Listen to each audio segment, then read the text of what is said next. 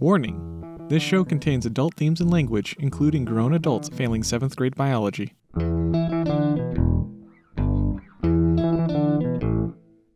Dysevidentia is an inability to reliably process evidence, and this is a podcast all about it.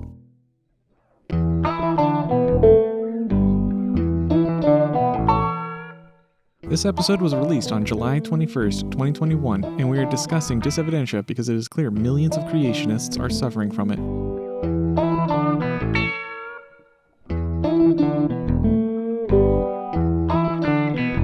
I am Sqeaky. And I am Mako. We discuss logic and evidence because there is insufficient selective pressure against creationists. You can support us by becoming a patron at patreon.com/dysevidentia. If you spent all your money on an expedition to find Noah's Ark, you can still like, subscribe, and leave a review to help us out. If you have a paper you have written or a small business to plug, let us know. The small business of the show is Too Real VR. They are a small game developer out of Alberta, Canada. Their new game, VR Astro Smash, is on Steam, with direct links in the show notes. Go to Steam and search for VR Astro Smash if you want to fly around in space and shoot stuff. Today we are going to discuss our interview with the Rock Doctor and to debunk a little bit of creationism. But first, I'm going on a rant. This show contains adult themes and language, including we spent all that time proofreading, we left that in there.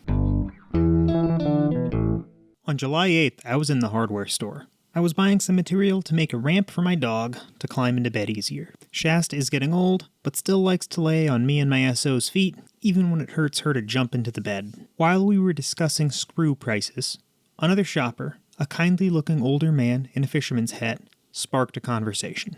I don't recall exactly how. Perhaps his claims that gang violence, or, I am quoting, illegals driving up the prices, was the reason screws were more expensive. Never mind that this was the store charging more than the one down the street and had knowledgeable employees. No, it had to be someone nefarious, some other to fear. Over the course of a brief conversation, he brought up a picture of George Soros. Without prompting, he claimed Sweden was a cesspool of crime, that the U.S. has the best health care. He claimed no country other than the United States had opportunity to start businesses or speak freely. Let's mostly ignore how anti-Semitic conspiracies are generally baseless, and Soros is a billionaire who certainly committed real crimes, so we don't need to concoct fake ones. Let us also gloss over how we have whole episodes debunking some of his talking points.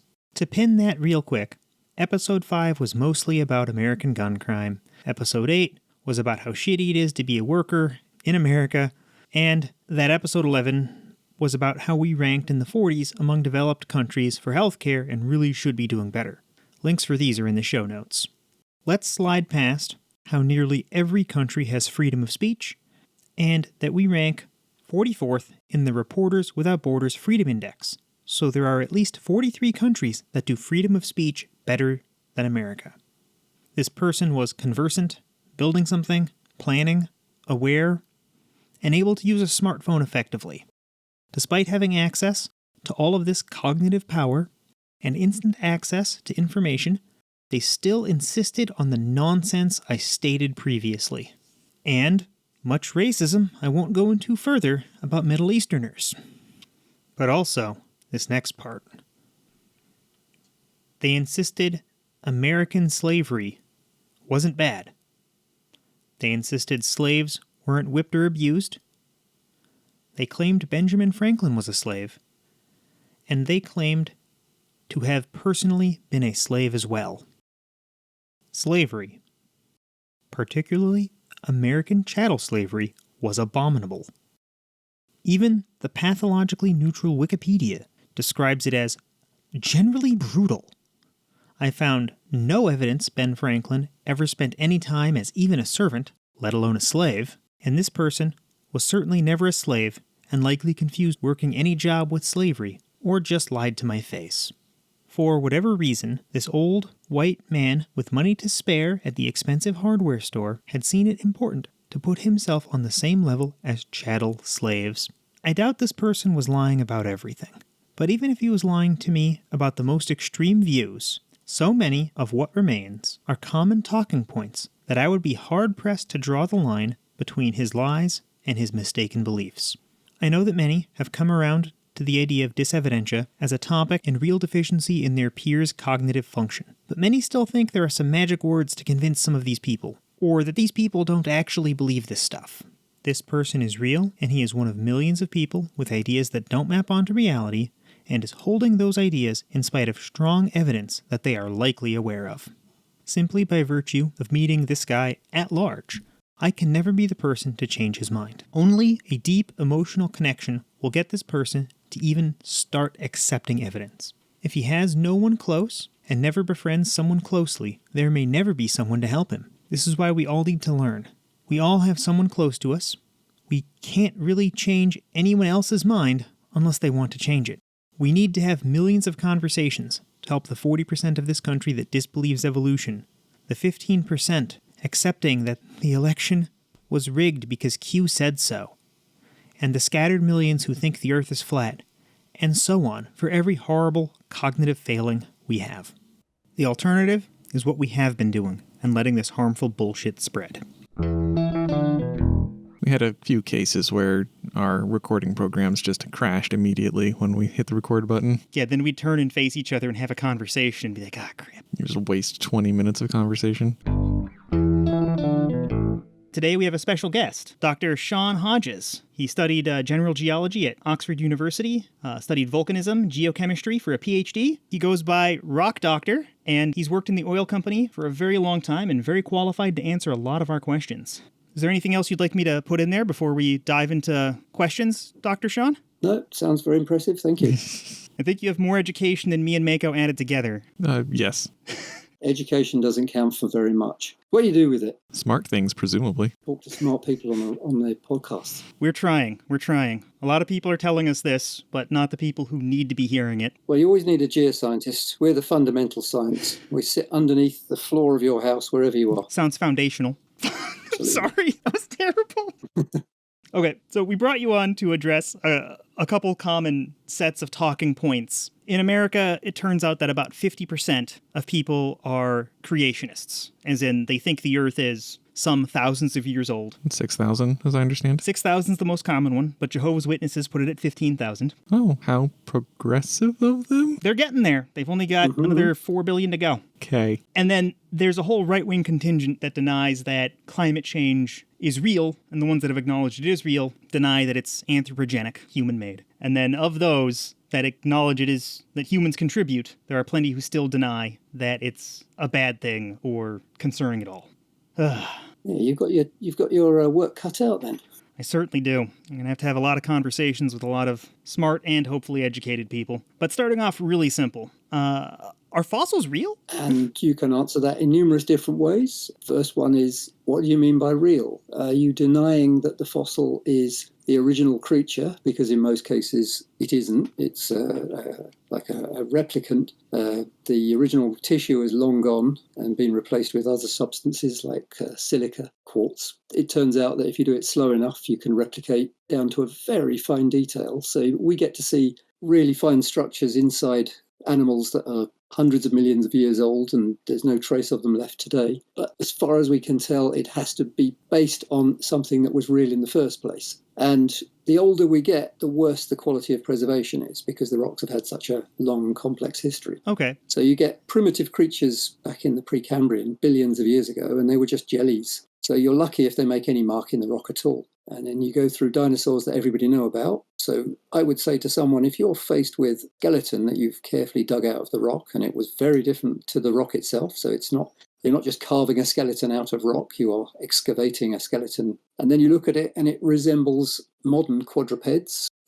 You've got to start thinking, surely this is real. Unless you've got a very capricious God that's trying to trick us. And that goes into another philosophical area. That is exactly where a lot of creationists go. They usually don't put God there, but I've had people say this to my face, right? Physical, not anonymized over the internet, but I've had people tell me to my face, fossils were placed there by the devil. Yeah, I've been told that once before as well. Yeah, you get into existentialism where, you can't trust anything. The whole of science is based on nothing. You're in an area you can't argue. You can't trust anything you've ever been told. Any physical evidence can be rejected on the basis of it's created out of nothing. You run out of ways to counteract that. But you then start digging into the philosophy of why does the devil do this? And Well, for the lulls. why doesn't God stop him? Yeah, for the lols. But our fossils go all the way through to completely preserved mammoths from a few tens of thousands of years old. So they're just sort of dehydrated and frozen, and they dig them up, and the meat is edible. This is what the Russians have known for years: is that you can actually eat. Didn't the Explorer Society find one in the 1890s? Like they found it in like the mountaintops in France? I wanted to double check the facts here. It looks like there wasn't a time in the 1890s when the Explorer Society ate mammoth. And there was one time in the 1950s where they thought they did, but some genetic testing revealed that to be a ruse. Check the show notes for details. On the other hand, Ötzi looks quite edible with both the texture and consistency of jerky. I still wouldn't eat him. They're always finding them. And we recently found a fossil man. He was frozen. Ötzi, the Iron Man. I probably shouldn't eat that. Frozen into a glacier for... You could have done that. It's basically like jerky. Oh, goodness. One wouldn't want to, but, we've got fossils that are so close to the original that you can take out DNA, and if you wanted, you can eat and digest. Wow. So, from that one end of the spectrum all the way down to, we think some of the shapes in a 3 billion year old rock were probably caused by assemblages of single-celled organisms, and then everything in between. So we've got sort of fabulous hard part fossilization of all the shells, the crinoids, the ammonites. We've got this spectrum that goes from the deepest, most heavily buried rocks with the oldest dates that we know have the most primitive fossils, and we presume they represent primitive organisms. And then it goes through a beautiful progression of gradual change all the way through to fantastic preservation. And then we also get the little anomalous ones called Lagerstätten, which is exceptional preservation at any age. So largely in the last few 100 million years. But the Archaeopteryx was one of these, where the fine-grained mud preserved feathers of a feathered dinosaur. Just a moment. We've got some terms in here. Ammoninites? Those are the little spiral shelled ones? Oh, Ammonites. The Mennonites are the guys in religious Pennsylvania. Yeah, sorry.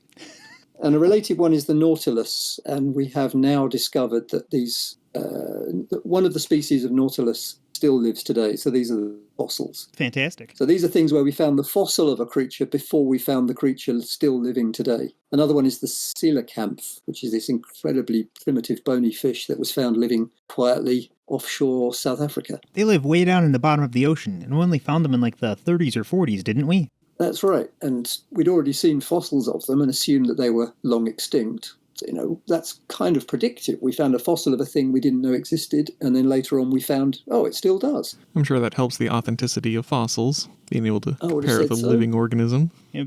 Anybody that doesn't have a special reason not to believe, like a religious person who happens to have a religion that has a sect that says they can't be real, finds them the most compelling and internally consistent set of data from which to then develop all that we know about evolution and individual lineage developments, and including the development of modern-day man. So we've got a fantastic fossil record for almost anything you want to track the evolution of, going backwards in time. We've got all sorts of evidence for very recent evolution of living things. It all ties together so unbelievably well that you have to be willfully denying not to believe in it as what it seems to be. What it appears to be is a record of once living animals now extinct, and there's almost no one that doubts that. And for our listeners who didn't know, Dr. Sean Hodges can say that with confidence because he's not in America.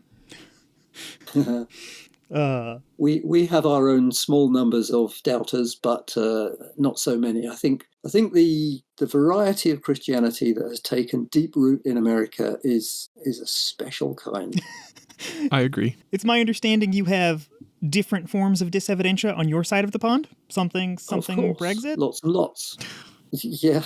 That one at least has the benefit of some rational arguments being made on both sides. There's a lot of lies being told, mainly on one side, but it's a political debate. There's not so much debate about the facts as opposed about the interpretation of the facts. I like that you can separate political debates from factual debates, and Americans can't. We're having we're having political debates about factual topics. Like, people are basing their votes on whether or not they think we had a good response to COVID, or whether or not they think we should wear masks. So painful.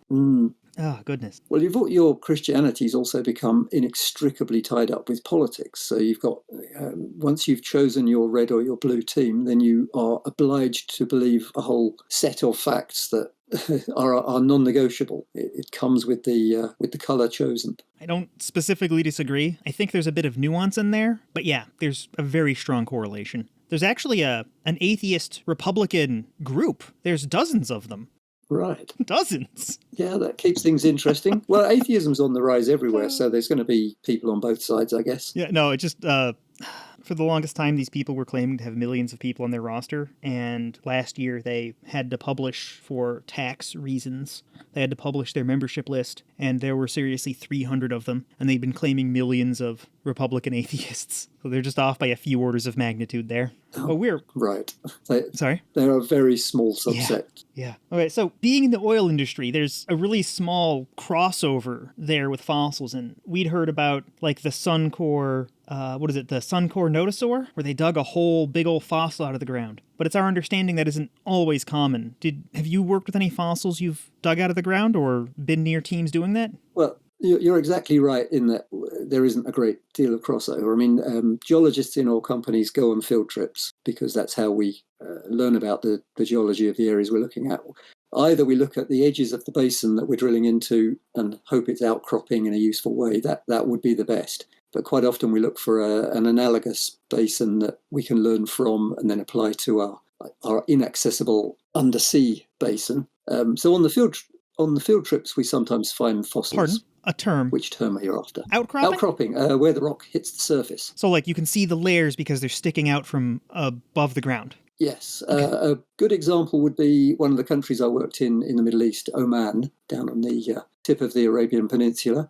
And we were exploring in the big basin, which is the same one that the Saudi Arabians are exploring in and finding their big fields. We got the edge with the small fields. But we also had the edge of the basin had been lifted up and eroded due to some plate tectonics. And it was an absolute perfect area because it was hard desert. I mean, we all did field trips down there, and we were driving around in rocks that were at a gently tilted angle, but they were all reaching the surface, and you could just walk around on the stuff that was 6 kilometers underground where we were exploring. Wow. So that's the most likely time for an oil geologist to come across a fossil while doing their business. But when you're exploring an oil basin, you shoot seismic, which is sound waves that you send down, pick up the reflections, do insanely complicated processing to turn into an image of the subsurface. But unlike ultrasound, which we use to do the same technique but using different wavelengths on a pregnant woman's belly, you get high resolution with the ultrasound. We send down wavelengths so big that the smallest thing you could see is about 30 meters on a side, and that would be good seismic. So we don't see fossils with our imaging technique, but we also drill holes through the rocks because we want to pull the oil out of the holes. The old-fashioned drill bits would cut the rocks into what we call cuttings, chips, and they're millimeters to maybe half a centimeter. Again, you don't see very much. If you drill through a standard hand specimen-sized fossil, you won't see anything in the chippings. And they've now moved over to more efficient drill bits that are just diamonds, as in tiny specks of industrial diamond in steel, and they spin that round, and what we get out is rock flour. So absolutely no chance of finding any fossils in that. Every now and then... Just for the listener, You said a millimeter to half a centimeter? Oh, you need some American units. Freedom units. I have a ruler here. That's about a 32nd of an inch out to about a quarter of an inch. Right. I should just use things like fingernail-sized international units. It's why we measure piranhas and how many cows per second they can eat. So the best seismic resolution is around 100 foot on a side, which is a bit bigger than most fossils.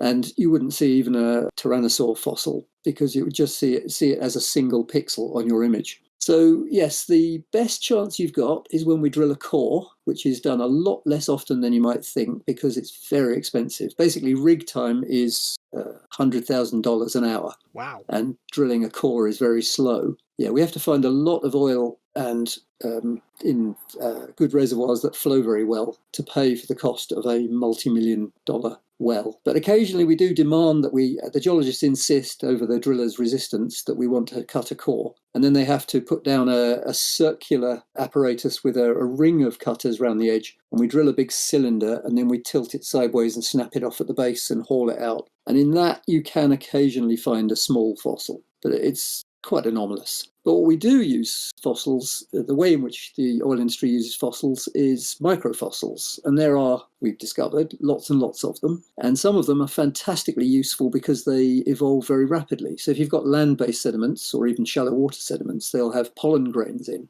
The experts we've trained up can identify not just what the pollen grain came from, but the age of that pollen grain, because they evolve tiny little features on their outside over relatively short time spans, like a few tens of thousands of years. So they can draw up charts that give us the age of the rock to some degree of precision, which is very useful when you're doing fine-scale exploration. You mentioned, when we were talking earlier, or in some notes, you mentioned specifically a globigerina?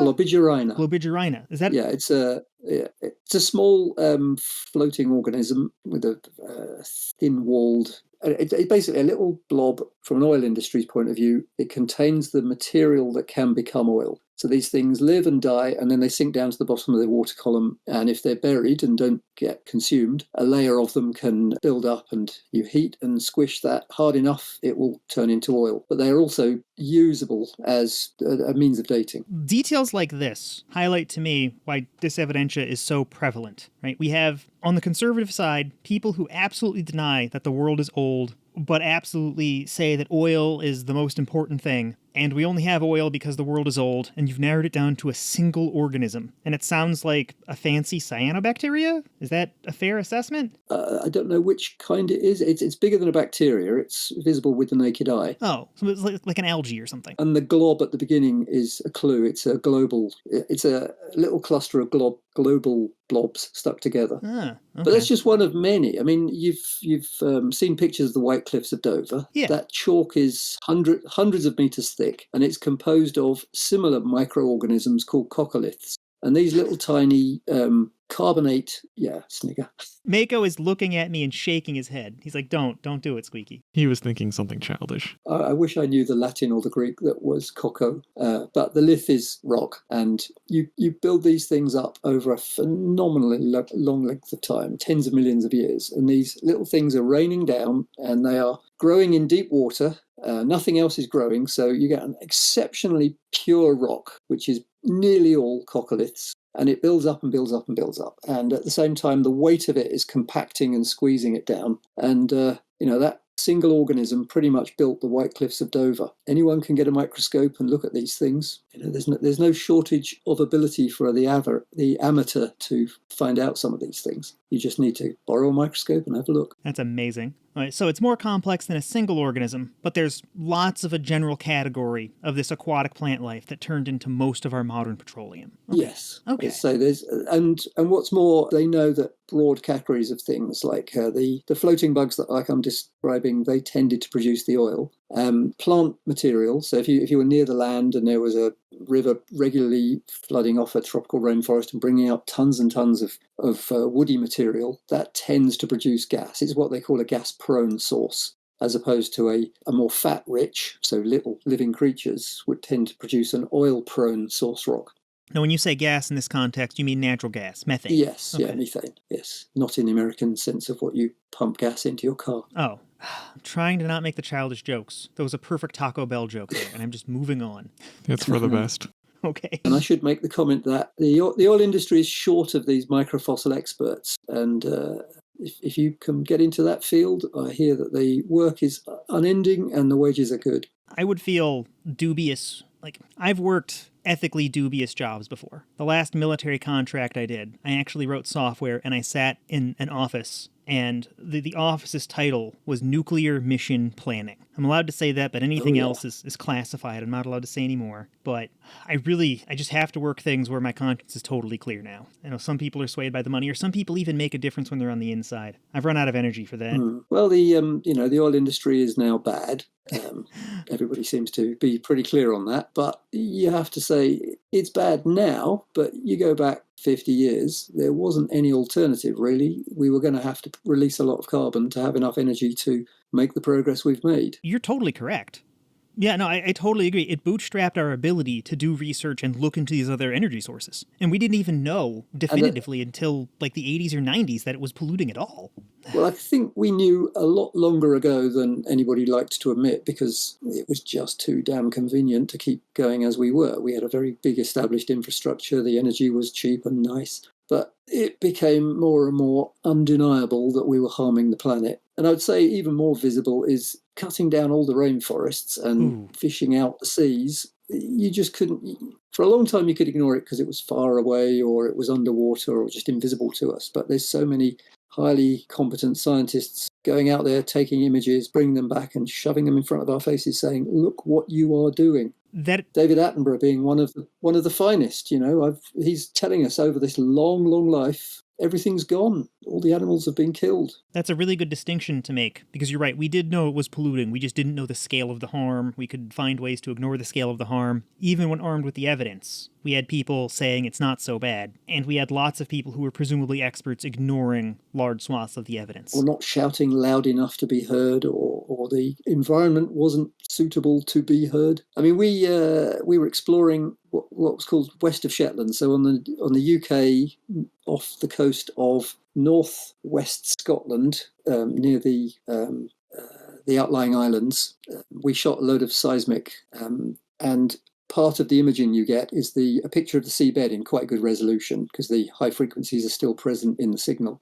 And we could see all these lines all over the subsurface, the seabed, I should say. And it wasn't clear to us what it was. We were speculating if it was glacial scars from icebergs dragging, and a few of them were. But actually, it turned out to be bottom fishing, dragging chained nets across the floor of the ocean as they try and catch every bottom-dwelling creature. And they'd been across it so many times that it had what looked like scratches in every direction. These things had been trawled north, south, east, west, up, down, left, right. There was nothing living down there. We've wiped out hundreds and hundreds of square miles of the seabed just in pursuit of fish to eat. And it's hard to believe the scale of damage that we're doing, largely because if you fly over it or sail on it, you can't see any of it.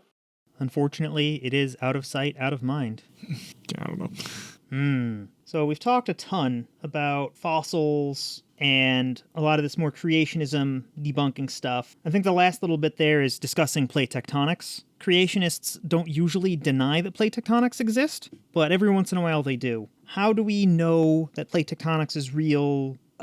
You've discussed a little bit about outcroppings, and you've mentioned it before. What can we add on to our knowledge so we're armed if such a discussion happens near us? I suppose you could think about how the theory came about. I mean, ever since we've been able to make maps of the world, people have observed the close fit that you'd get if you closed up oceans. So as soon as people looked at maps of, say, North America and Europe and Africa, they noticed that you could slide them together and they'd fit. But they absolutely had no idea that there was any way you could ever move continents, not surprisingly. But more and more there were issues in geology that could only be resolved by some kind of horizontal motion. So you had mountains. Mountains are very difficult to explain except by one lot of rocks moving towards another lot, and then they all crumple up. And you see stunning folds in the Rockies and the Alps that show huge layers of rock, hundreds of feet thick, that have been contorted like they were just a layer of fabric that you've slid. If you had a carpet and you just held one end and slid the other end towards it, you'd get a great pile of folds. And if you imagine doing that with rocks, and they don't just, if you go slow enough, they don't just break, they will fold, especially if they're buried under a lot of other rocks, which stop them doing anything other than slightly deforming. And then you erode the top off. So, rivers and weather. Sounds like you're describing the way the Rockies and Himalayas form. Absolutely. So we see what looks like rocks being squished together and piling up to make folded stacks. And then the typical shapes of mountains are largely from erosion. So once you've pushed up a big pile, then you erode it and you get all these sharp edges, and rivers cut down to make V-shaped valleys, and glaciers make U-shaped valleys. But they're all just taking away from the pile that was pushed up by this motion. Again, this is just describing what we see. This is not saying how it happened. But what we understand now is that there is a heat source inside the Earth, and it's pretty clear that that is not just from the cooling. Cooling is a small component, but radioactive breakdown seems to be the source of most of the heat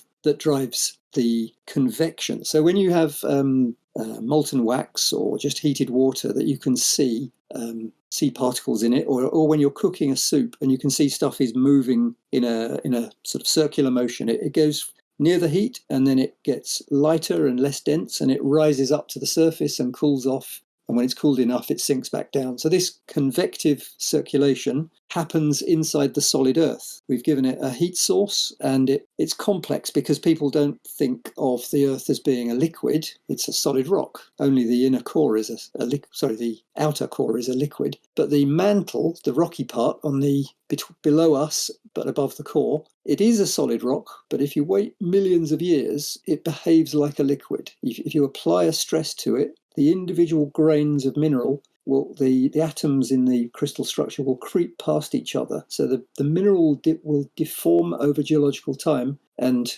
it will look like a liquid if you had the ability to speed up the video by millions of times. So we have this flow. So it's like tar pitch, or maybe old soda glass, the glass that would flow very slowly, like over the course of decades, or like that pitch drop experiment that we hear about. The pitch drop experiment is the best example. I think the glass idea has been debunked. It is. Okay. It doesn't actually flow. People used to just mount the irregular pieces of glass with the thicker bit at the bottom just naturally. So everybody assumed that it was flowing down, but it doesn't flow at those speeds.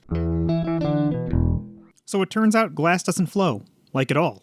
I was just totally wrong here. There are several reasons to think it might, but they're all wrong also. I put 3 sources in the show notes, including a fiber optics group and a glass museum. Glass definitely doesn't flow, and I feel silly for having believed this for so long.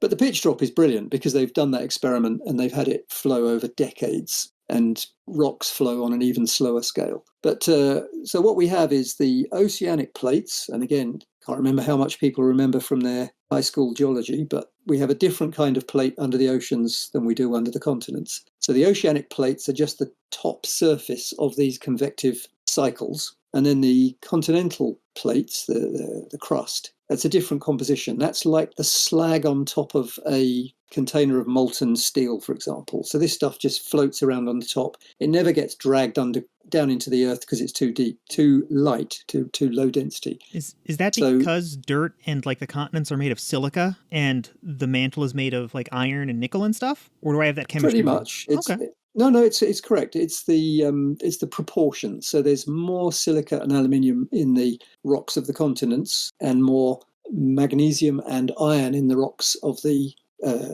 oceanic plates. And they used to abbreviate that to Sial and Sima, which is silica magnesium and silica aluminium. But that's a rather old-fashioned terminology. It's basically the minerals are different, and the good thing about the continents is they end up like slag. They accumulate all the stuff that doesn't fit into the minerals of the mantle and the oceanic crust. So they get all the good ones that we like copper and gold and platinum and steel and not steel, but every element you want is concentrated in the continents. Even the uranium? I would imagine that would sink being Absolutely. so heavy. Oh, okay. Yeah, this is where it's handy being a geochemist, because it's not about the density in most cases. It's much more about the shape of the ions. Most minerals can't take very large ions into their structure. So they end up in the liquid. Whenever you melt the rock, it all ends up concentrated in the liquid. This is getting deep into geochemistry, but suffice it to say the heavier elements are often very incompatible with the minerals that are in the depths of the rock, depths of the earth. So the mantle rocks don't like taking things like gold and platinum and uranium into their mineral structure. So they all end up coming out with lava and then just staying on the surface. Okay, I think I follow. So, just to make sure that I'm getting this, even though an anvil floats in liquid mercury, if you have a whole floor made of steel, or made of whatever you make an anvil out of, and you spill mercury onto it, the floor isn't going to float on the mercury because it's just so tiny and insignificant, it's going to pool on the surface. Not really. I think it's more a case of you've got a standard set of minerals that make up most rocks. So something like a feldspar or a pyroxene. And there's only the sizes of atoms that fit into the structure. That structure can only accommodate a certain size range of atoms. And so a certain range of elements will fit into there. But if you have something like a gigantic atom of uranium, it doesn't fit into a pyroxene crystal structure anywhere. And so when you melt rock and it has all these different elements in it, and then you start to cool it down, the things that crystallize will use up the things that fit. And the things that don't fit in any mineral just get concentrated into the liquid, more and more and more concentrated. So you end up with a uranium, gold, platinum rich liquid when everything else is crystallized out as standard minerals like olivine or pyroxene or feldspar. Okay, So it's a process of concentration by atom size. Okay, I'm probably going to have to listen to that in editing like 15 times to make sure I understand it. But I think the most It important... would be easier if I could draw diagrams. I think the most important thing to know is, if I drink liquid gold, platinum, and uranium, will I get superpowers? As long as there's no kryptonite in there. Oh, okay, I'll double check. I will ask the guys down at the university to run it through their mass spectrometer. I say it's lucky for us that this works, because otherwise you'd have all the useful elements we need for civilization deep down in the mantle and nothing would be available to us on the surface. That's quite convenient. Looking for a new computer? Go to abkcustoms.com. That's abk-customz.com. Speak to an expert to get the computer you need. I actually know one of the builders over there. They are knowledgeable and eager to please. Give them code EVIDENCE for a 10% discount on your next computer. So it's been a little while. To our listeners, it'll seem like just a few seconds. A pair of guitar riffs is all that separates us from our interview with the Rock Doctor. But we did it a couple weeks ago. I don't think it was quite that long ago. Like 1 week. Any time frame longer than like an hour feels like a couple of weeks to me. My condolences. What'd you say? It's not important. Oh, okay. So he touched on a bunch of things. Like, we asked him some really basic, bordering on banal questions. But we have to, because that's a lot of the problems that we're dealing with, right? Yeah, it's difficult to have meaningful discussion if you can't agree on the baseline facts. So this is part 1 of 2 of our interview with him. We had him for a good 2 hours. The questions I'm going to include in this one or in this episode, where to start off. Are fossils real? Do you ever interact with fossils? Or the rules around fossils and fuel exploration and extracting? Grade school science tells us about tectonic drift. Is it real? Sometimes rock layers flip over, are eroded, or exposed, like the Eye of the Sahara, or the layers that are visible in the Arizona desert. What can you tell us about these formations? Okay. So a lot of those were really me getting at the worldwide flood problem. I don't know if you've been following, but I've been arguing with a lot of people on the internet about the basic existence of evolution. Minor addendum. For a worldwide flood to be a problem, it first must exist. I meant the problem with people having Dysevidentia, thinking there was a worldwide flood, despite an absence of evidence and a preponderance of evidence showing there wasn't one. Mm-hmm. But if that's not enough for people to believe that this is a problem, the issue with evolution being denied and creationism being accepted is so extreme that in April this year, Arkansas passed a bill to teach creationism in schools. I actually did not pass a bill. Oh, did it fail?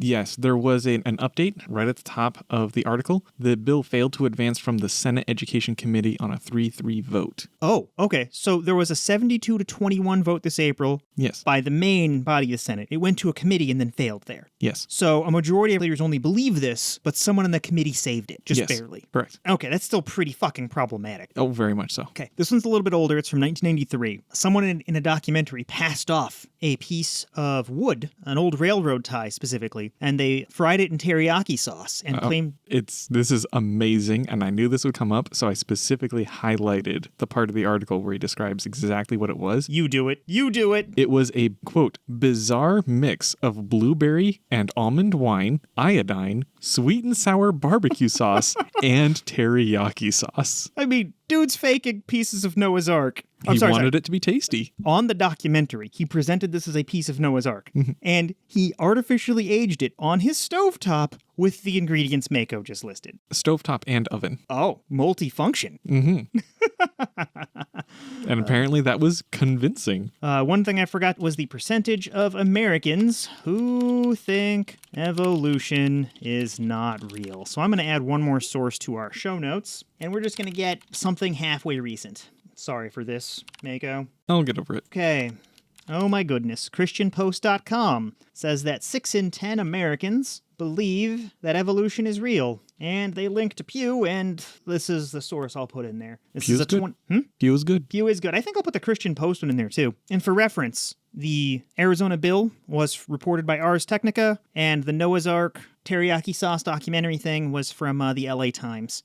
They were the only source I could find that goes back 30 years. So I looked for that one really hard to make sure I got it in the notes. Good for them. The Pew Research thing shows that only 27% of white evangelicals believe that evolution exists. And then if you move that over to people who are religiously unaffiliated, it's 76% of people accept evolution. But on the whole, only 60% of Americans when you count everybody up. Because there's a lot of evangelicals in this country bringing that number way down. Yeah, it's a little horrifying. Yeah. Both how many evangelicals there are and the things they believe. So a full 33% of Americans just do not accept that evolution is real. They think that and the phrasing they use is, humans existed in present form since beginning. So yeah, this is a real fucking problem. Yeah. I should link to some of my LinkedIn conversations on this crap, shouldn't I? Have you seen my debates with that guy Kizito Makembe? No. He has told me to a crowd of other people who are talking about evolution, something some random person posted, and we just started commenting, and he tried to tell us all at once that evolution isn't real, trust the word of God.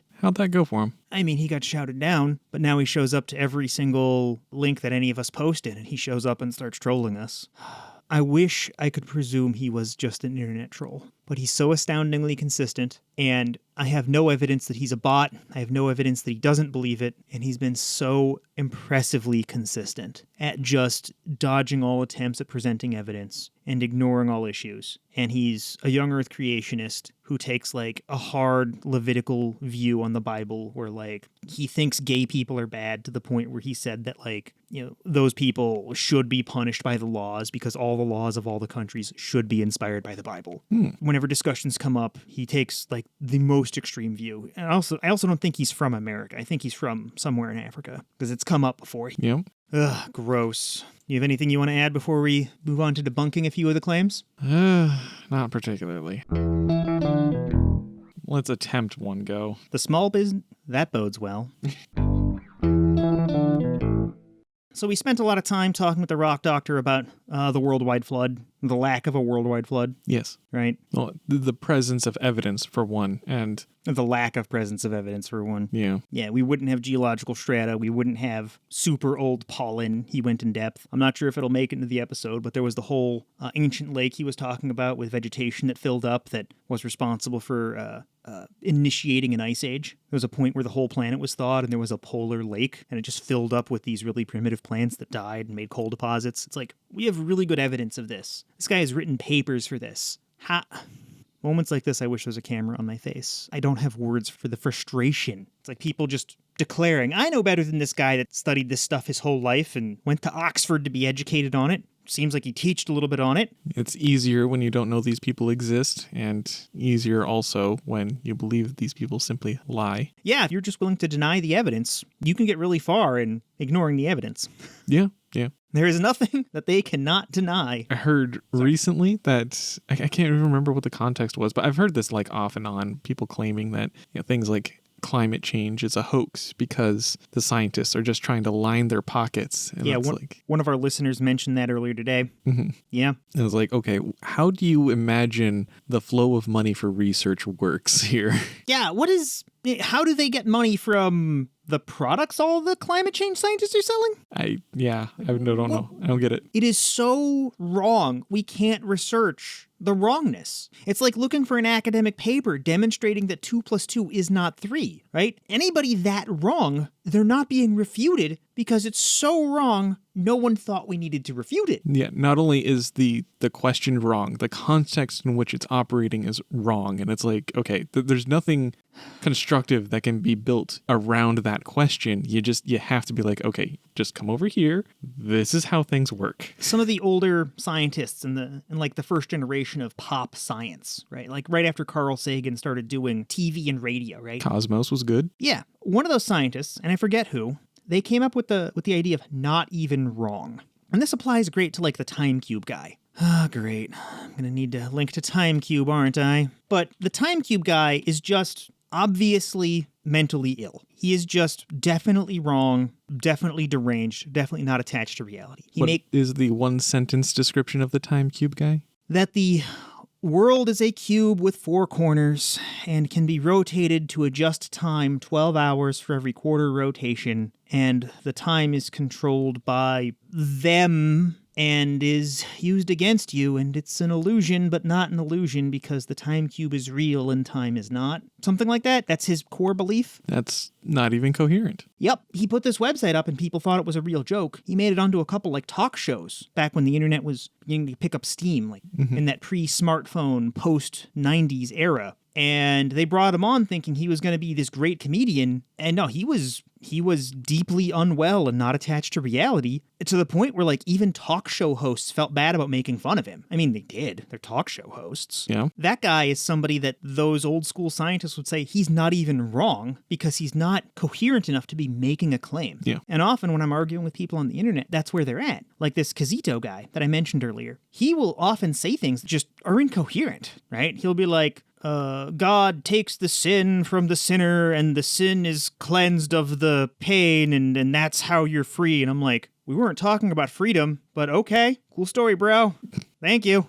At least when they're making claims, if someone's going to say Jesus died for your sins, okay, that's at least a noun and a verb. We can work with that. That is an actual coherent claim, one that can be like addressed and is still, pretty readily, I don't want to say disproven, but like rendered nonsense, but it's still like a coherent, like actual thought being conveyed. Yeah, that's where we're at with these people claiming that climate scientists are trying to line their pockets. It's like, yeah, it's an actual claim, but it's such nonsense. I don't know. I guess I've come up with 4 categories of nonsense. The not even wrong, the patent nonsense, what we're talking about now, people who are just wrong, but at least in theory their ideas could like fit. Like ideas that were once actually testable, reasonable questions, but we have tested and we've disproven. Yeah, sure. Like people claiming creationism over evolution, right? At least, like, I'm not saying that God is a sensible worldview, but at least I get it. There's a whole idea there. There's a theory. We could test it, right? Like, I can imagine a world that God created instead of people and animals evolved, right? That is coherent, and it makes predictions about the world, right?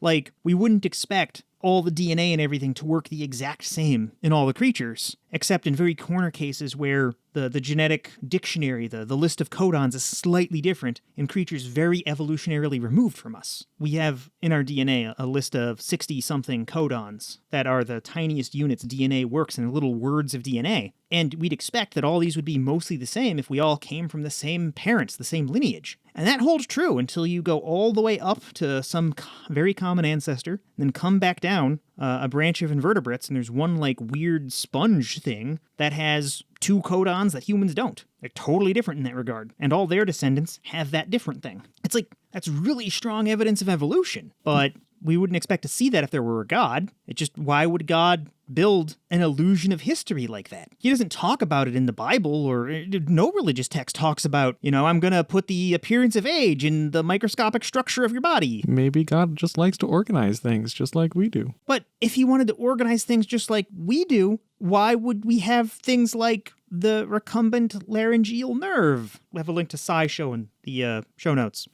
If God wanted things organized and clean, why wouldn't he copy-paste everything to have the exact same DNA structure, the same codons? Or why wouldn't he just create things fresh each time? He's God. He can make anything at any arbitrary level of complexity he wanted. He wouldn't need to create the illusion of us having a lineage. And he never touches on these lineages in any of the holy books. Right? I mean, I've only read the Quran, the Book of Mormon, a couple Scientology books, and the Bible, 2 different versions. So I haven't read all the holy books, but I would expect one of the holy books to mention DNA. Okay, the Scientologists do mention DNA, but that's really different, and they didn't predict this. Okay. And if we're going to go there, we have to start giving Xenu credit. We can do a whole episode later on Scientology. It's fine. Yeah, for our sanity, it's probably best we just smile and nod. Yeah.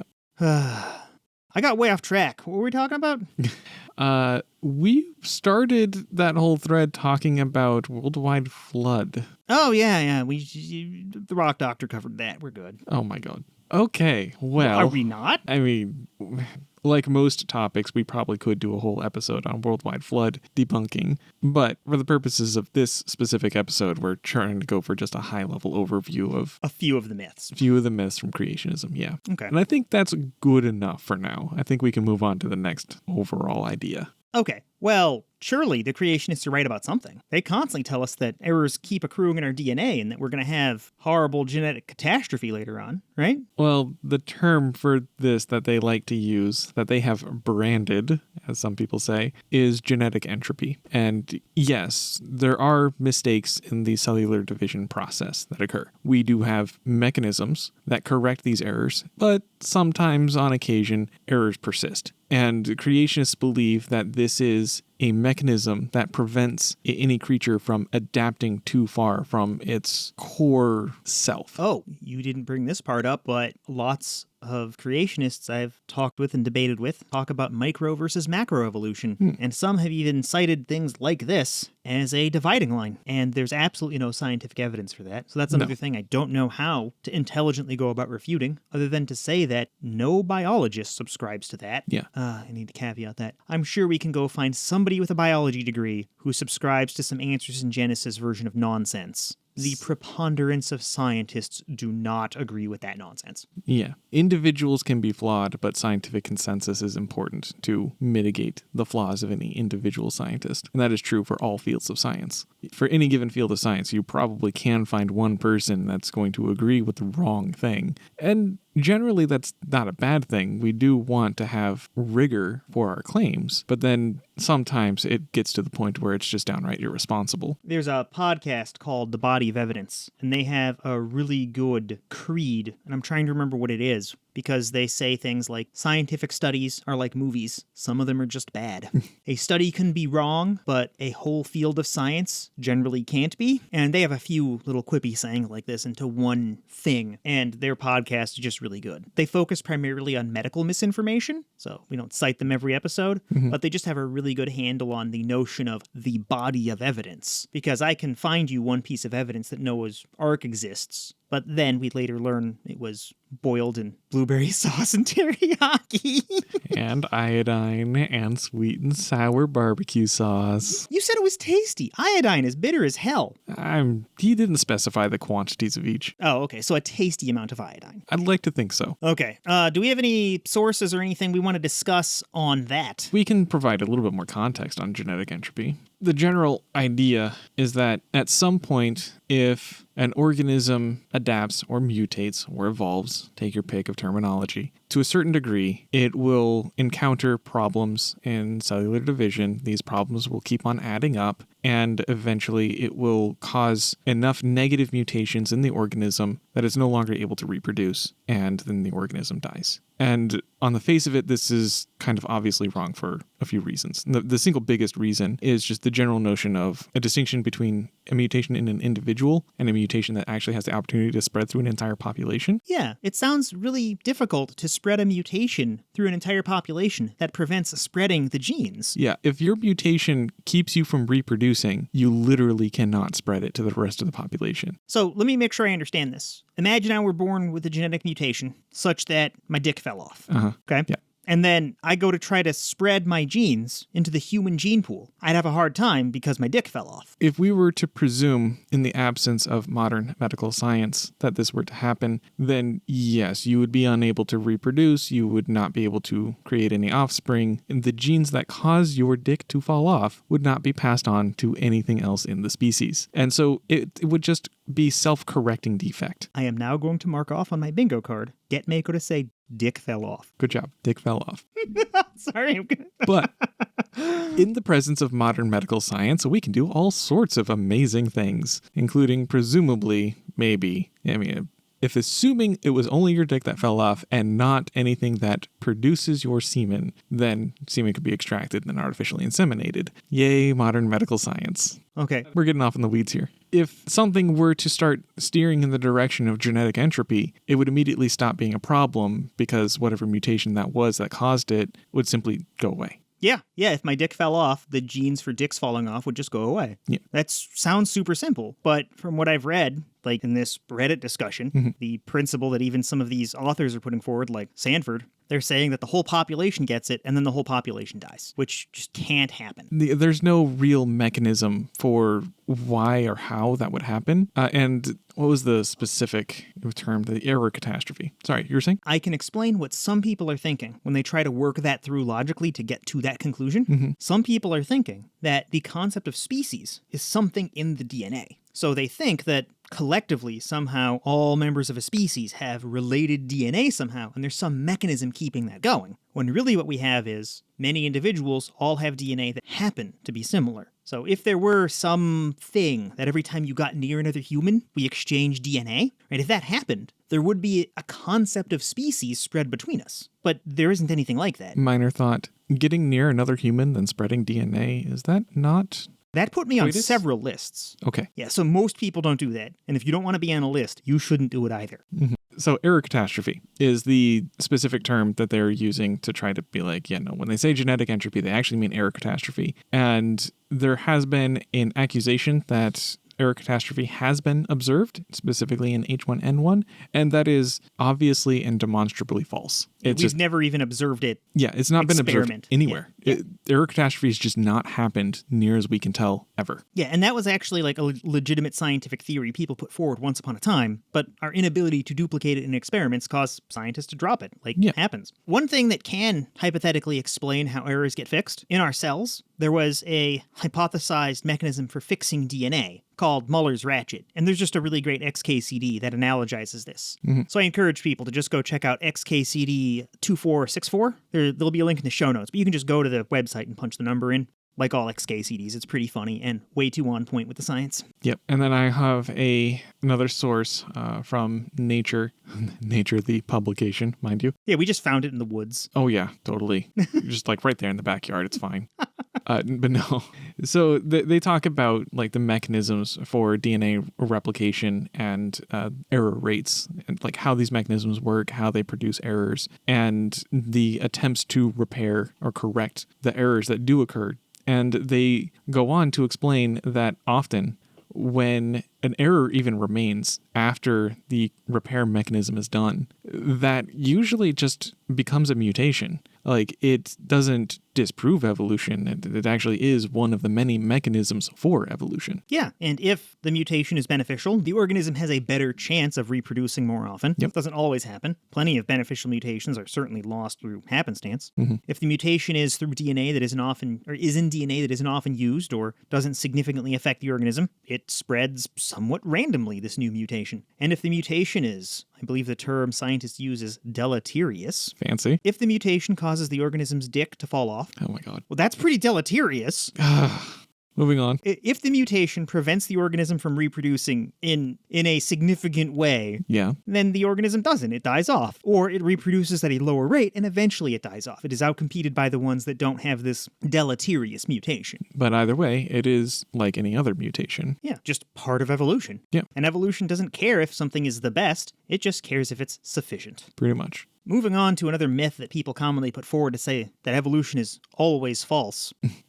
People love to claim that the eye couldn't have evolved. That it is a sign of intelligent design. Yeah. It is too intricate and complex to possibly have just been stumbled upon by happenstance. So this is a specific kind of logical fallacy, and when you get to the bad attempts at scholarly papers from creationists, the term they use is irreducible complexity. They say that because you couldn't reduce this structure, couldn't have evolved, which is patent bullshit. And the two things that keep getting brought up is the eyes of creatures, because they're like, it's way too complex, couldn't have happened. ignoring how complex everything else in the body is. Mhm. An individual red blood cell is phenomenally complex. But the other example they often bring up is flagella, little hairs on single-celled organisms. I suppose they could exist on multicellular organisms, but we don't see them there. But I have hair. it's a single cell. Yeah, I can see it. Wow.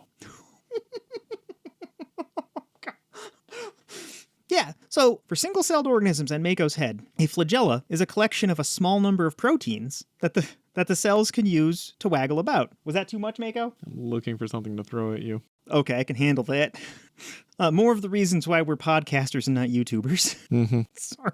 These hairs let single-celled organisms move and flail about, and they're constructed of a very small number of proteins. But like our eyes, even if these things couldn't have evolved in a piecewise assembly fashion, and they could have, you still could get to structures in organisms that are irreducibly complex, because it could have evolved more than what's there, and then some of that could have been wasteful, could have cost the organism energy, it could have provided extra structure that wasn't needed anymore for some reason, and then those things could have evolved away. And we see this. Like, there's no good way for a whale to have evolved that little bone that's clearly a leg bone floating around inside of its hindquarters, right? How that evolved was the other whale bones shrunk and went away over time because they weren't needed. I believe the term for that is vestigial. Yeah, so you can get vestigial things that evolve, or in these flagella, you could get an assembly of proteins that one at a time is useful, and then eventually, when you get to a big full hair that lets the cell swim around, it could evolve to drop off some of the proteins that aren't needed anymore. I should go swimming. Be careful, man. We have those brain-eating amoebas around here. Oh, damn. They didn't evolve to eat hair. Hmm. Fowleri. Just Google around until you see the clown face-looking amoeba. They Photoshop the colors, but it's an amoeba that'll eat human brain cells. Don't swim in the Missouri River. It's full of this amoeba and hexavalent chromium, both of which are delicious, but both of which will kill you.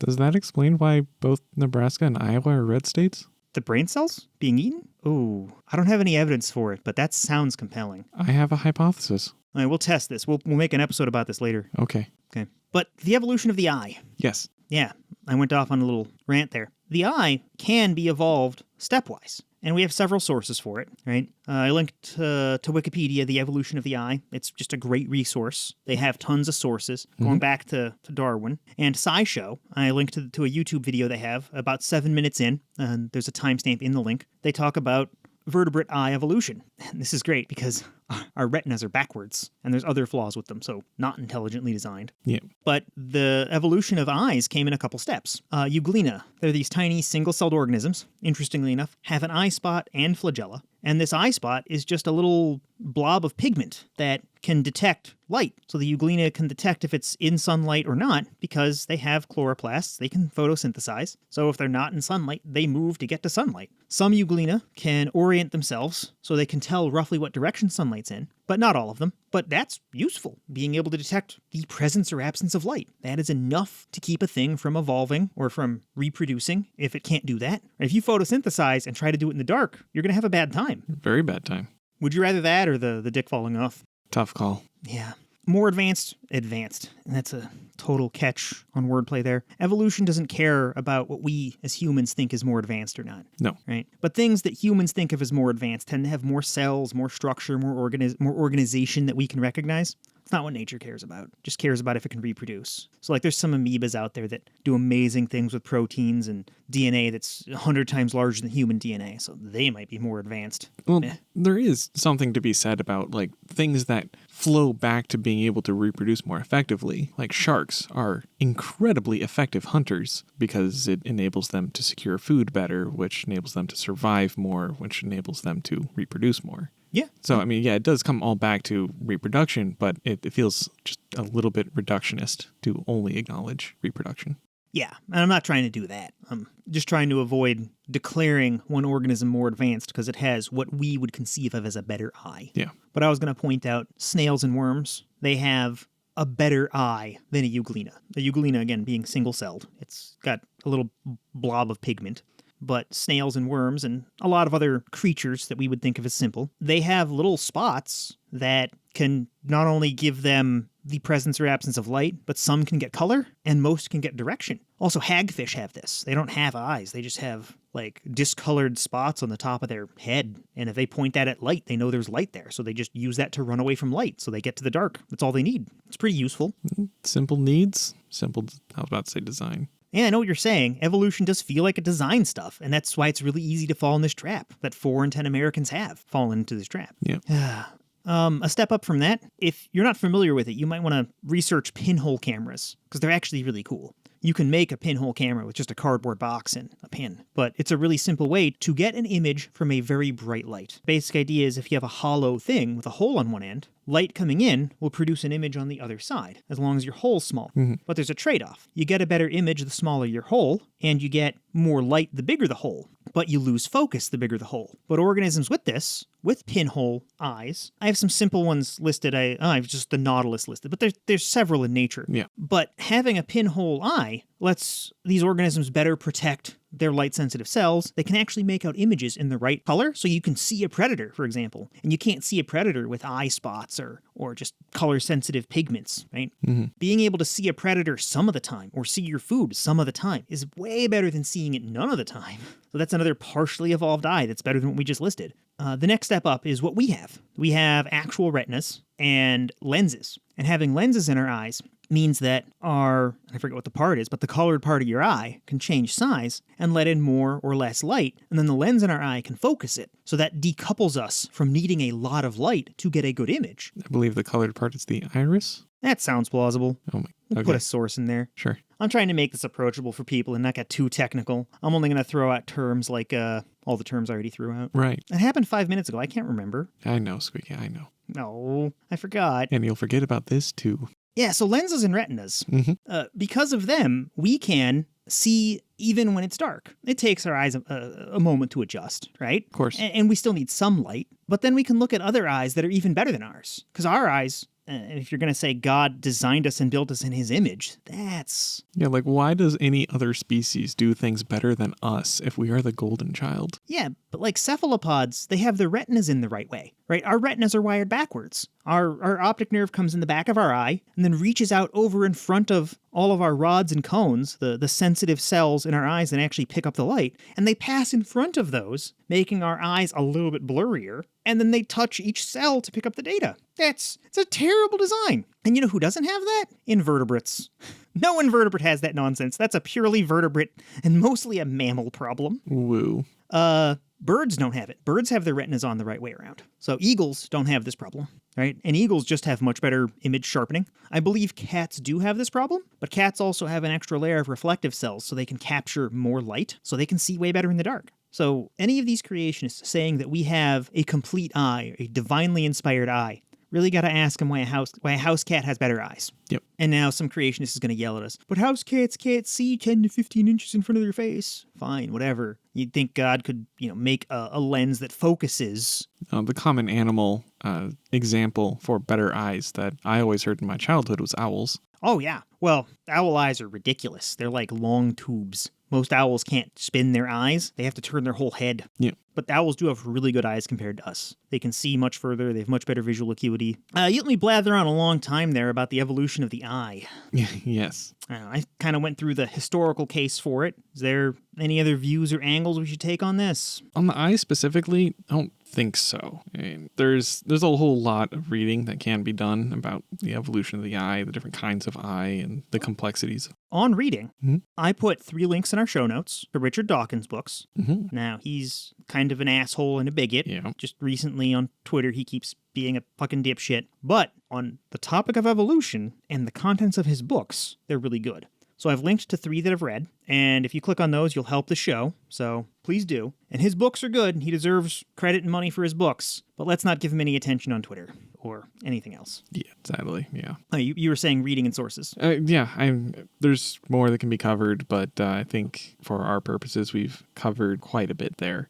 One thing that I kept on thinking when I was doing this research is just remembering. It's like I don't really talk to creationists all that much. I did when I was younger, not so much lately. I envy you so much. Yes, I know. But again, like I said, when I was younger, I did. And it was pretty easy to point out changes in organisms and be like, okay, well, organisms aren't static. You can plainly see this. And they're like, okay, you're right. It's not static, but that's adaptation and not evolution. And I kept on thinking of that, and it was just this nagging thing that bothers me, because to try to say that adaptation exists, but evolution does not. I mean, if you do believe in evolution, you know that they are the same thing. The only difference is timescales. But to try to say that they're not the same thing, like if you have one organism that adapts in some way to something, then, I mean, that is the adapted organism is the new baseline. Presumably it can adapt again and again and again and again. And do that over a long enough period of time, it will meaningfully change as an organism. But to try to say that it cannot meaningfully change means that there's some upper limit to the amount that it can adapt. And there's, like, for lack of a better term, there's some kind of adaptation wall or an adaptation tether that exists. And genetic entropy is the first thing that I can think of that I've heard anywhere that could even remotely be described as a mechanism for this. And genetic entropy is obvious bullshit. So, like, what even is this mechanism? Like, what are people even, like, I know the answer. This is a rhetorical question, Sqeaky.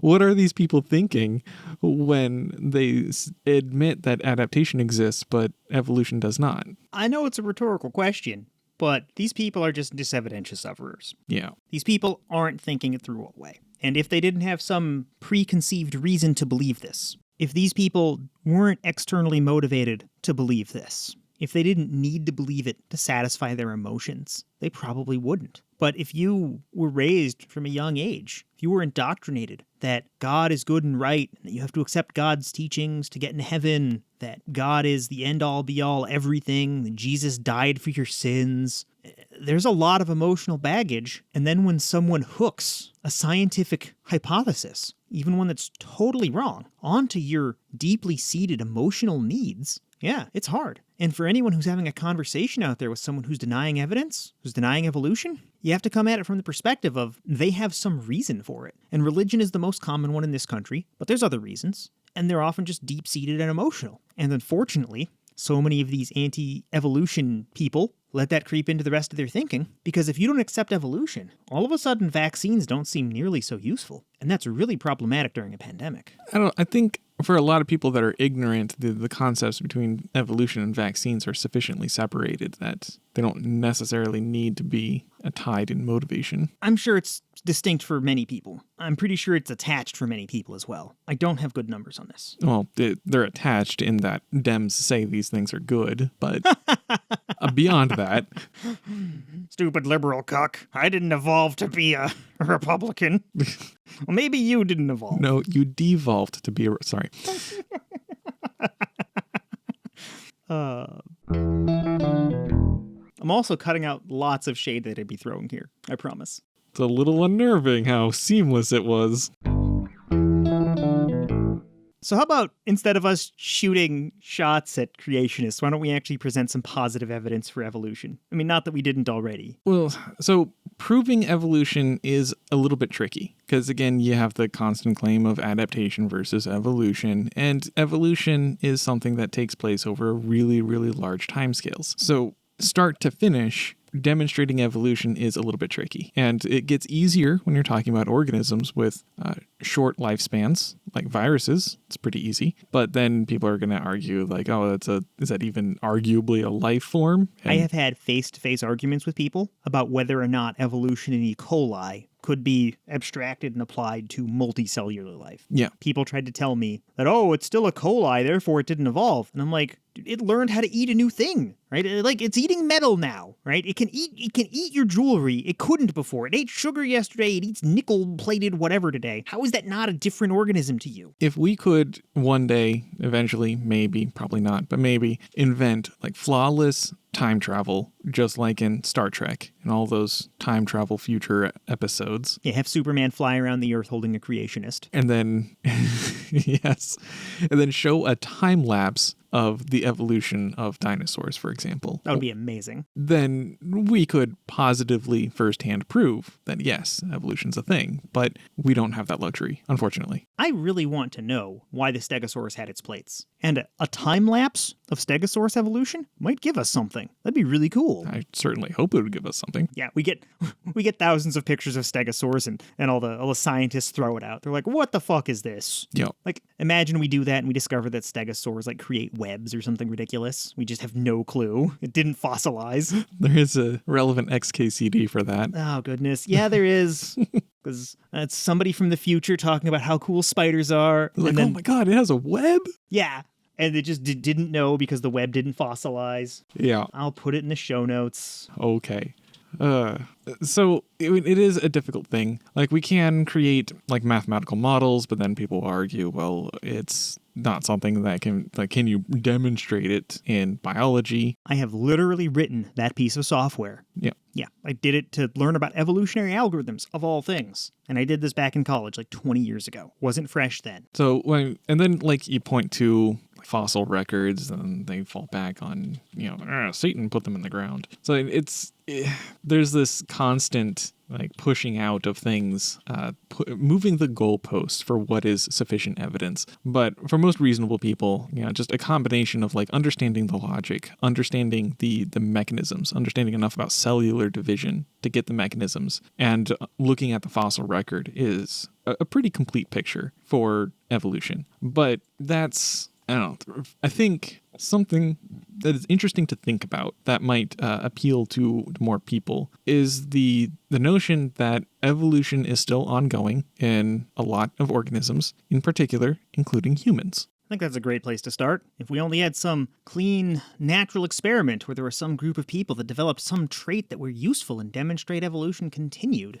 Can't be anything like that. There's actually quite a few different things like that, as you well know.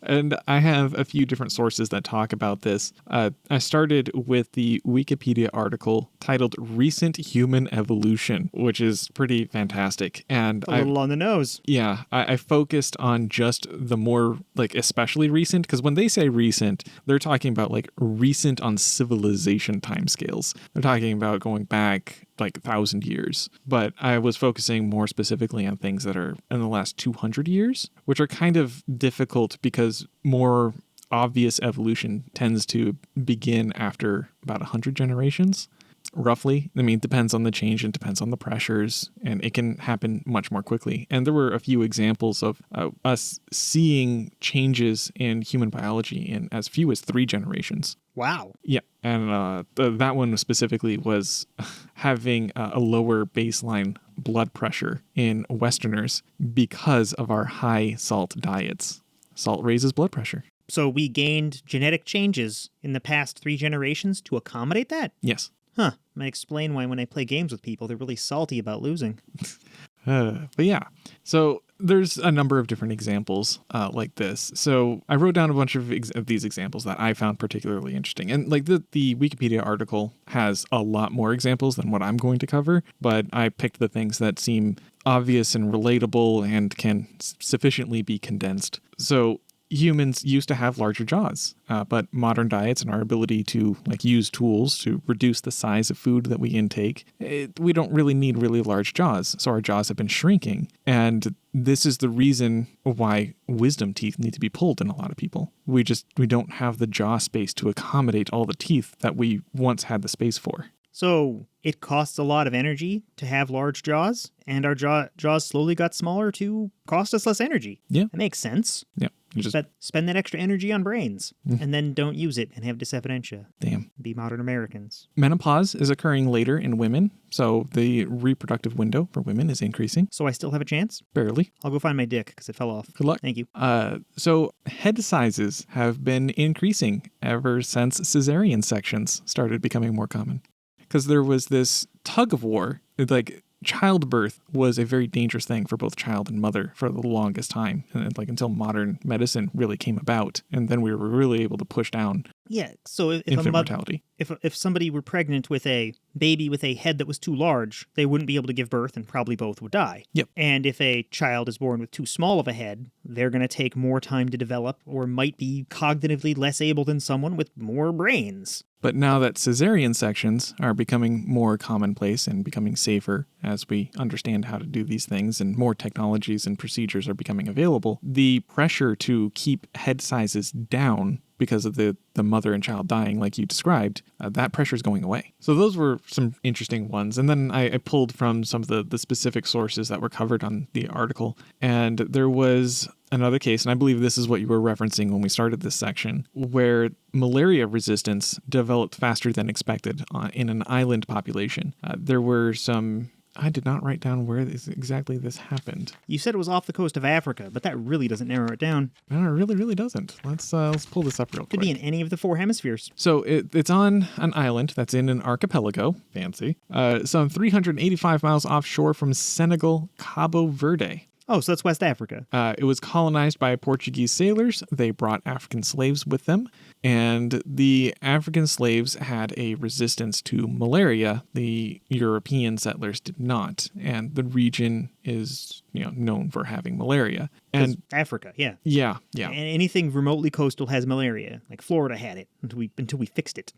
To think that Florida was worse at one point. That's unthinkable. So there was some intermingling between the European settlers and their slaves, of course, but the selective pressure was so large because just because you produce offspring doesn't necessarily mean that the trait is going to be passed on. There are imperfections in this process. And so you would expect this kind of trait to become commonplace after a certain number of generations. They didn't provide a specific number for the amount of generations that they expected it to occur, but they did say that the resistance developed pretty much completely throughout the entire population after 20 generations, and they expected it to be much larger. And they even used the words, "This is one of the most rapid cases of change to the human genome measured." That's kind of amazing. That also shows how dangerous malaria is. Yes, malaria is very pressuring for changes. And I wish that this didn't so directly relate to our current issues, but there are some people I've talked to who are saying we will just evolve our way out of COVID. Let all the people die. And it's like, that they don't realize they're talking about generations of suffering. Yeah. Malaria has a much higher lethality rate than COVID. And that's not to downplay COVID.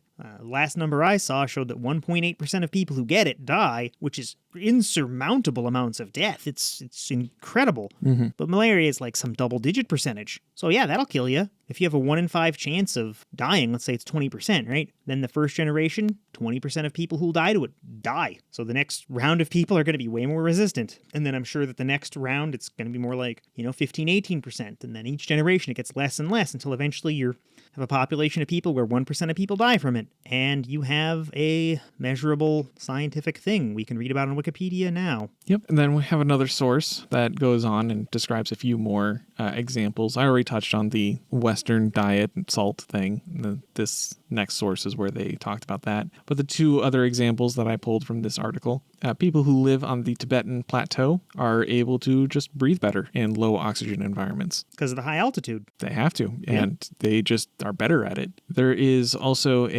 I'm probably going to pronounce this wrong, Bajau? B-A-J-A-U for people who are listening. And if you have a correction for how that's pronounced, please contact us at contact@dysevidentia.com or reach out to us on r/dysevidentia on Reddit. Yeah, I'm an uncultured American. I'm going to butcher a lot of these things. I apologize. So that is a community in Indonesia, and they have larger than typical spleens because they do a lot of holding breath diving. And the spleen, when it compresses, releases red blood cells, and those carry oxygen. So the larger your spleen is, the longer you can hold your breath. And they have that compared to a lot of the rest of the population around the world. And your last note in this section, you point out that Westerners have lower baseline cholesterol levels and blood pressures due to a high salt Western diet. I've addressed that twice now, yes. Yeah, but reading it again makes me realize that McDonald's is applying a selective pressure on evolutionary timelines. Yes, it is. So am I right to infer that McDonald's is as much of an evolutionary pressure as malaria? Probably not. It is an evolutionary pressure, and it's measurable, but I don't think it's quite the same amount of pressure. That is a brilliant tagline for McDonald's. Not as unhealthy as malaria. And it's accurate, near as we can tell. We're going to get sued by McDonald's. What? We're just stating facts. It's not slander. All right, so when the McDonald's lawyer reaches out to us with a cease and desist letter, I'll be sure to say, hey, we said you're not as bad as malaria. What, you want to refute that? You sure you want to go that direction, McDonald's? That'll play well. That'll play great in front of a judge. There's no way that'll go bad for us. Well, that's a really thorough discussion on modern human evolution. Yeah. So it provides, I don't want to say hard explanations, but it provides a really strong scientific framework to think about problems that we have, like wisdom teeth, birth, and how like our brain size relates to how we reproduce as a species. Disease is an ever-present selective force on us because there's no other macroscopic organism that's a threat, right? Correct. We were cave people when we eradicated the saber-toothed tiger. There just aren't any threats in terms of like lions and tigers and bears. Oh my, we shot them with a gun. We win. Yeah. And then we see these environments that we're pushing to the extreme because we've spread everywhere, so people go in every environment. We've got people living on top of mountains and near the ocean and eating unhealthy food and adapting to all of it. Yep. Wait, so I'm highly evolved? You're evolved. Let's just leave it at that.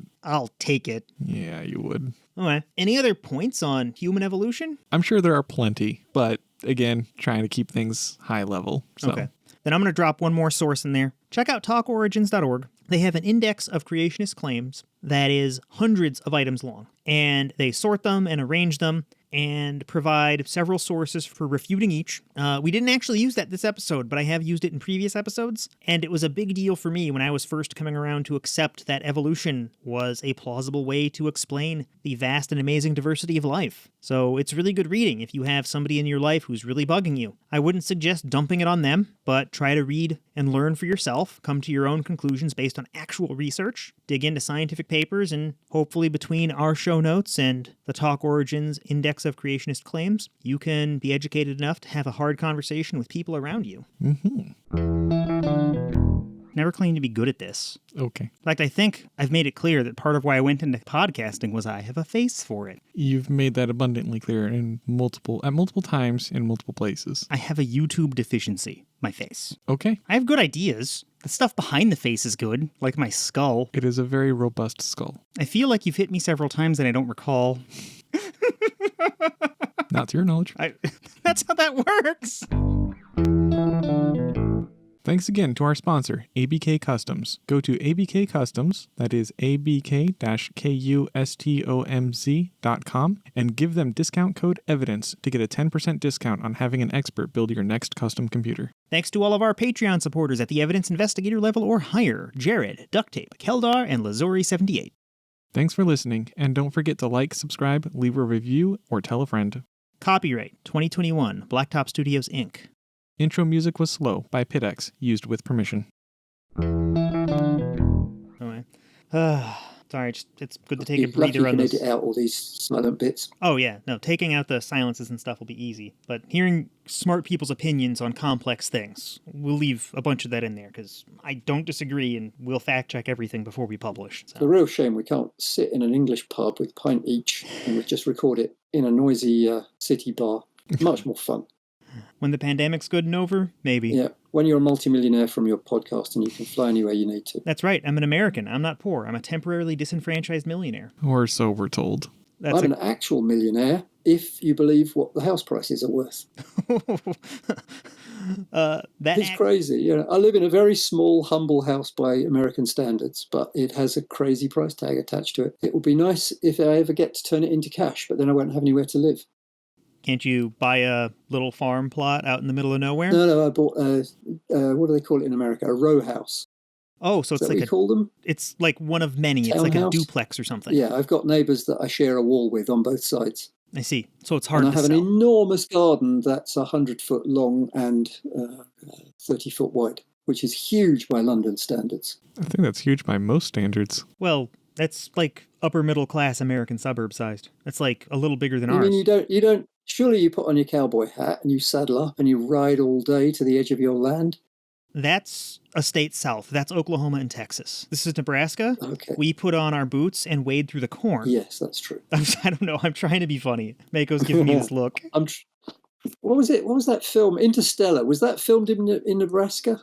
I think Iowa. Yeah, Iowa. Iowa. So 30 feet east. It was a great image of these endless seas of corn. Yeah. But that had some hills. Yeah, there were some hills. Yeah, we have areas that do look like that, yeah. Yeah, the hills were CG. People don't believe it's this flat. All right. We have you presumably... I need to see Nebraska one day. I'm sorry?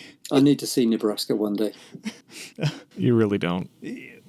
There are like... Maybe from an aeroplane. Oh, That seems fair. They already call us flyover states. Yes, I heard. No, we That's do. harsh. We do have a couple good things to see here. If you like zoos, the Henry Doorly Zoo is the second largest and second best funded zoo in the country. It is a phenomenal zoo, and That sounds good. yeah, we have this giant desert dome. And we have trees, but we put them inside because it's Nebraska. Can't have them outside. Yeah, I saw the what was it, the Nebraska National Forest, and it was like, that's not a forest. Oh, you're talking. Some valley. There were some little valleys that had some trees at the bottom. Yeah, you're talking about Fontanelle Forest. We have to drive past it to get to Iowa. It's 1,400 acres? Oh, something like that. When you're inside it, it looks convincingly like a forest, but if you're anywhere else, it's like, oh. Yeah, they built houses right up to the edge of it, and there's this one hill. It's like the one hill that isn't CGI, and you can look out and you can see to and across the river from it. I mean, it's not big. No. Oh, good. Sorry. But on the other hand, America has proper forests in some places. We don't have any forests where you could get lost and die. Whereas, that's a normal thing that you're worried about when you go into an American forest. These big scale. Yeah, I used to live in Spokane. It's still in the Rockies, and the Spokane Mountain Valley is like, I'm pretty sure you can take the whole of the British Isles and put it on top of the Spokane Mountain Valley and not really have to touch any of the snow caps. And it is phenomenally large. It's not Alaska large, but And then Montana, all of western Montana is just trees, deer, and snow. Like 1,000 miles of it. It's kind of fascinating and fear-inducing, the idea that you could not... In a British forest, you just pick a direction and walk in that direction and you will come across a road. Up in Scotland, maybe you might have to walk for half a day, but really nothing bigger than that. And there's nearly always a road that cuts through the middle because it's in the way. Yeah, the world is certainly becoming more tame. I mean, even like Oman. I went to Oman, and because I'm a geologist, I went up all the mountains and explored everywhere I could get to. And then I've heard from people years later that, yeah, they built a road up there and they've now got a hotel up there. And it was sort of sad to me to think that this was slightly wilderness. It was very difficult to get to in 50-degree heat, and we walked all day and carried all of our water. And now you just get in the four-wheel drive and burn up to a hotel. Mako, looks like you had a question? No, not a question. Just thinking about an anecdote where, not specifically in the United States, but in Canada, I once literally almost got lost in a wooded area in the mountains right as it was becoming nightfall. Pretty scary experience. I've done something similar. I'd been collecting rocks in France on my own, and I decided to take a shortcut back to the car because it was getting late. And they'd been felling trees and not clearing them. So I got into the middle of this small patch of wood, maybe, a few tens of acres. And I had to climb over a big log, and then I had to climb over another big log. And I'm carrying about 20 kilos, 40-pounder rock on my back. And it was quite hard. And then I came to an area with trees that were crisscrossed on top of each other, and it was getting to be really hard to go across each one. And I was going down to the ground level in between and then climbing up 2 or 3 trees to get over the next one. And then the sun started to go down and I couldn't see very clearly. And I thought this would be the saddest and most pathetic way to die. Goodness. I did get out in the end, but God, I was covered in sweat, and part of that was fear. I had a very different emotional experience outside, not fearful. I'm glad you survived. Me too. Mine was more seeing the... I'm terrible at segues. No, mine was the opposite. It was the awe and splendor of nature. It was another one of these cross-country trips. I was in the middle of nowhere, Colorado. I think Wyoda County, if anyone wants to look that up on a map. And it was like 2 a.m., and I just had to catch some sleep. I was almost where I needed to be. I decided to take a little nap. I just pulled over to the side of the road. I took a couple hours of nap, and still before the sun came up, I went to start my car, and it just wouldn't start. So I just got out and waited for someone to come by, and I stared up at the stars. And it was a perfectly clear night. There wasn't a light for miles, and I could see all the stars you can't see when you're in a city, right? I could see the Milky Way, like, more vibrantly than I'd ever seen it. I saw all sorts of little swirls and amazing things in the night sky. Then eventually a Wyoda County sheriff came along and gave me a jump start, and I got on my way. Yeah, I was never really in danger like you or Mako were, I hope. Awesome to see. Yeah, it's awesome to see a really, really clear night sky. Yeah. I saw it for the first time, saw the Milky Way for the first time in Oman, way out in the desert. The only thing that spoils it there is the oil industry, who have giant gas flares on the horizon.